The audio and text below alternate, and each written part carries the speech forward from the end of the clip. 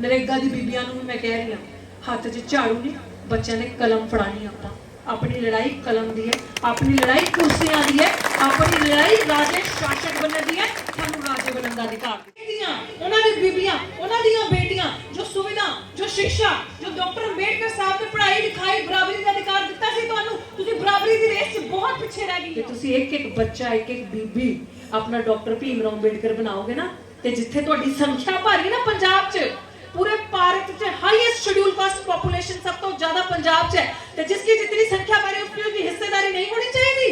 इत्थे सरकारां च तुहाडी हिस्सेदारी नहीं होनी चाहिए, इत्थे सरकारी नौकरियां च तुहाडे बच्चे नहीं होने चाहिए। बीबियां ना तुसीं खाली इदां ही बहना है, इत्थे ही बहन नहीं आईओ बस तालियां बजा ली, मेरी स्पीच ते ना बजाओ।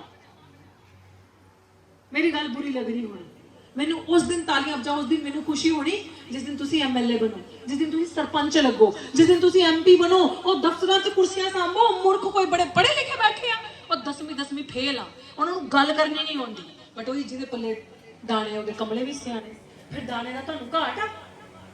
माने साहब कांशीराम ने कहा सी, एक वोट एक नोट, समाज तुहाडे नाल खड़े होगा, हिम्मत करो, बाहर निकलो।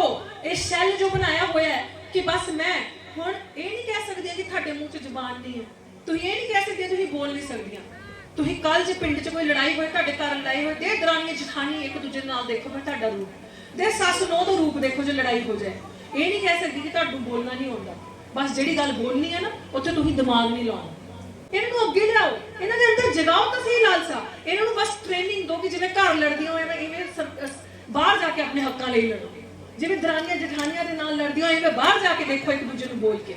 लड़ाई का मतलब ये नहीं कि डांग चुकी ते छट मारदी, लड़ाई का मतलब कि इत्थे जो है ना, जो रीलां देखदी हो ना, हर किते कोलों फोन आ, स्मार्टफोन जिन्हों कहते हैं, जिहदे च सब कुछ नजर आता, फोटो शोटो खिंचते हो, मैनूं नहीं पता की कहते, किते कोल आ, हाथ खड़ा करो, झूठ ना बोले, मैं सारे के घर जाऊं हैगा।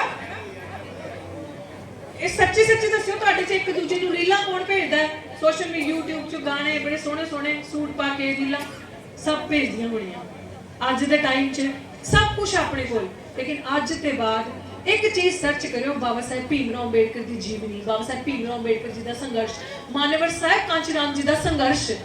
जब तुसीं ये सर्च करोगी ना, जदों आएगा ना कि बाबा साहेब ने बीबियां ने की कीता, बाबा साहेब ने कितना संघर्ष किया, फिर तुहानू पता चलूगा कि अज असीं इत्थे बैठे हां, या तुहाडी धी, तुहाडे समाज की बच्ची जो माइक ते गरजदी आ, वो किवें गरजदी है? क्योंकि उन्हें कहा सी शिक्षा वो शेरनी का दूध है, जो पिएगा वो दहाड़ेगा, या दहाड़दी है।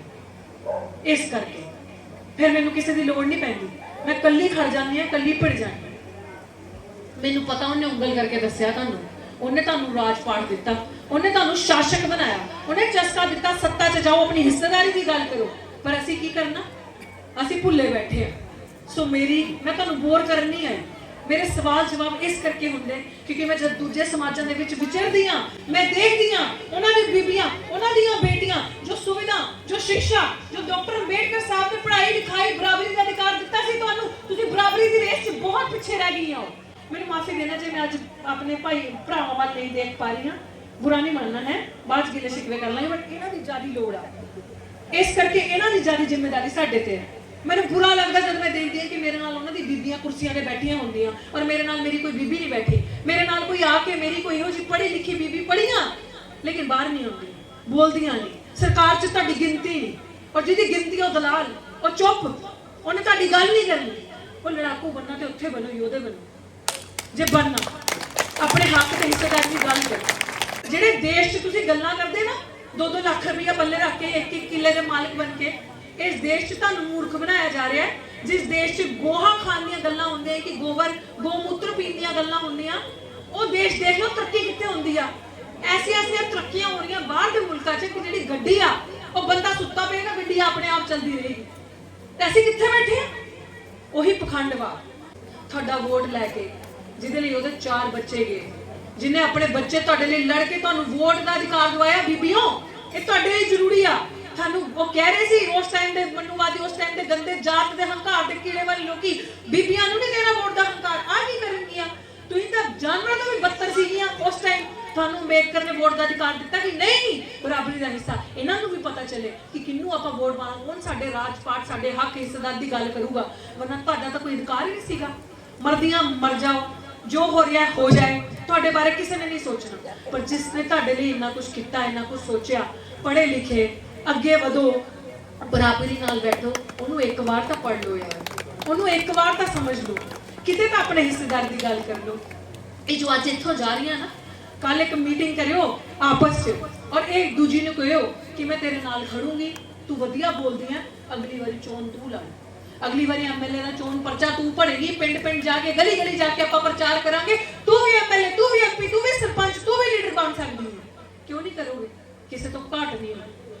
ਇਸ ਕਰਕੇ ਅੱਜ ਤੁਹਾਡੇ ਵਿੱਚ ਮੈਨੂੰ ਆ ਕੋੜੀਆਂ ਗੱਲਾਂ ਕਰਨੀਆਂ ਪੈ ਰਹੀਆਂ ਨੇ, ਮੈਨੂੰ ਜਗਾਉਣਾ ਹੈ, ਕਿਉਂਕਿ ਜਦ ਹੁਣ ਆਉਣ ਵਾਲਾ ਟਾਈਮ ਜੋ ਪੰਜਾਬ ਦਾ ਜੋ ਬਣ ਰਿਹਾ ਹੈ, ਜਿੱਥੇ ਸਾਡੀ ਇੰਨੀ ਸੰਖਿਆ ਹੋਏ ਕਿ ਆਪਾਂ ਨੇ ਇਹਨਾਂ ਦੇ ਝੂਠੇ ਭਰੋਸਿਆਂ ਤੇ ਨਹੀਂ ਜਾਣਾ। ਇਦਾਂ ਹੀ ਸਰਕਾਰਾਂ ਨੇ ਕਿਹਾ ਸੀ ਕਿ ਐਮਐਸਪੀ ਮਿਲੂਗੀ ਕਿਸਾਨਾਂ ਨੂੰ, ਅੱਜ ਦਿਨ ਤੱਕ ਐਮਐਸਪੀ ਨਹੀਂ ਮਿਲੀ।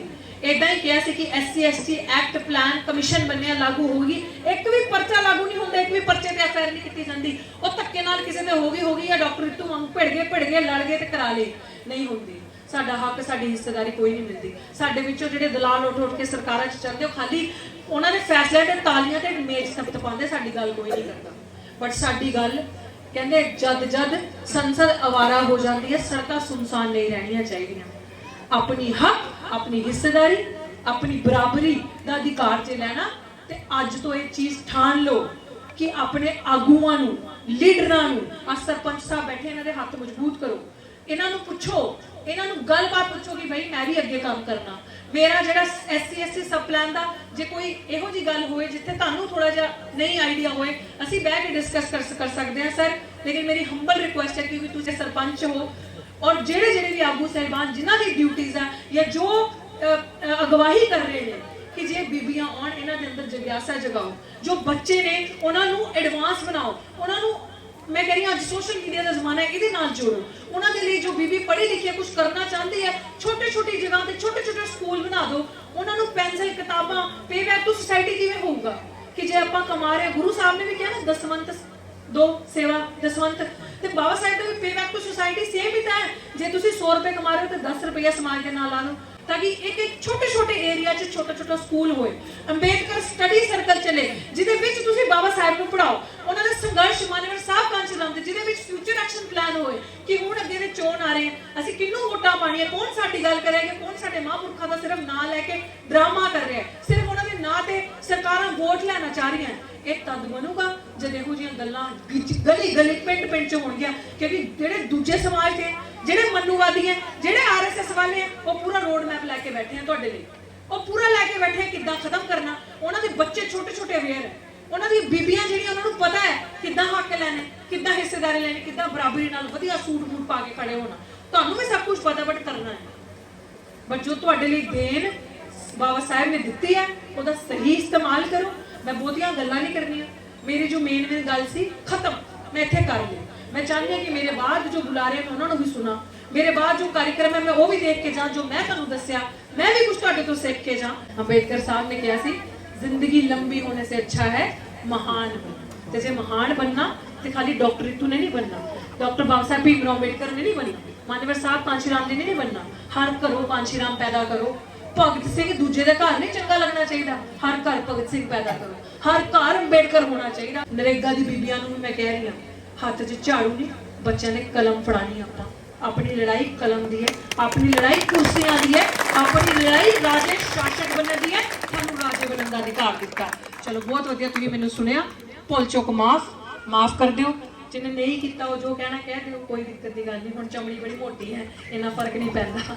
ਚਲੋ ਜੈ ਭੀਮ, ਜੈ ਭੀਮ, ਧੰਨਵਾਦ। ਵਾਹਿਗੁਰੂ ਜੀ ਕਾ ਖਾਲਸਾ, ਵਾਹਿਗੁਰੂ ਜੀ ਕੀ ਫਤਿਹ।